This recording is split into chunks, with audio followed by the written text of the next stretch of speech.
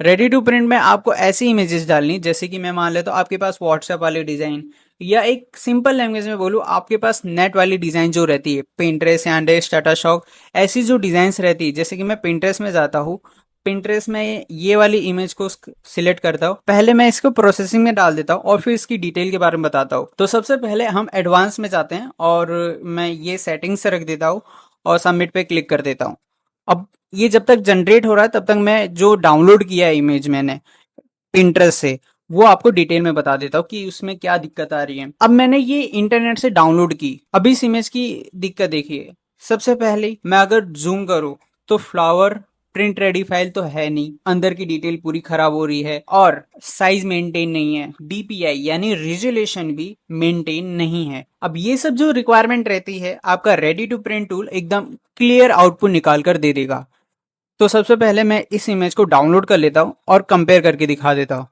तो जैसे कि मैंने क्रिएटिविटी 20% पे रखी थी, इस बार मैं 40% पे रखता हूँ और फिर मैं सबमिट करता हूँ। यहाँ पे कुछ भी चेंज नहीं किया, सिर्फ क्रिएटिविटी। तो ये जब तक जनरेट हो रहा है तब तक मैं आपको जो डाउनलोड किया है मैंने, जो जनरेट होके आई है 20% वाली क्रिएटिविटी पे, मैं वो दिखा देता हूँ। अब यहाँ पे देखिए, जो मेरी बेसिक रिक्वायरमेंट थी, यानी जो अंदर की डिटेल है वो मेंटेन करके दे, एकदम क्लियर आउटपुट दे, जो एकदम क्लियर आउटपुट मिल गई है।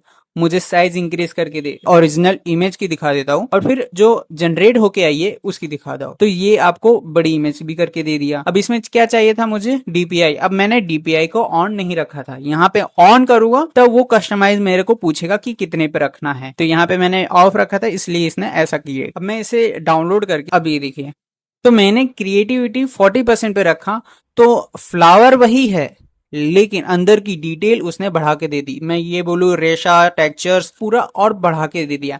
मैं मान लेता हूँ आपके पास दो पार्टी आती है, दोनों पार्टी ने एक ही इमेज दी, और एक पार्टी बोल रही मुझे सेम चाहिए, कुछ भी चेंजेस नहीं चाहिए, सेम टू सेम, जितनी डिटेल में निकाल सकते हो उतनी डिटेल में सेम टू सेम निकालो। तो क्रिएटिविटी कम करके आप डिटेल में निकलवा सकते हैं। अब दूसरी पार्टी बोल रही है मुझे बहुत ज्यादा डिटेल में, एकदम टेक्सचर वाइज कपड़े में एकदम दिखना चाहिए कि डिटेल है, तो टेक्सचर्स भी दिखने चाहिए, रेशा भी दिखना चाहिए। तो आप क्रिएटिविटी को बढ़ाकर और भी डिटेल में ला सकते हो उस चीज को।